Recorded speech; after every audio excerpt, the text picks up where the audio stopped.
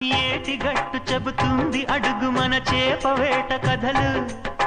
మర్రి చెట్టు చెబుతుంది పంచుకొని తిన్న సద్ది రుచులు, చెరుకు తోట చెబుతుంది అడుగు ఆనాటి చిలిపి పనులు, టెంట్ హాల్ చెబుతుంది ఎన్టీఆర్ స్టంట్ బొమ్మ కథలు, పరుగెడుతూ పడిపోతూ ఆ నూతుల్లో ఈత కొడుతూ ఎన్నేళ్ళో గడిచాయి ఆ గురుతులనే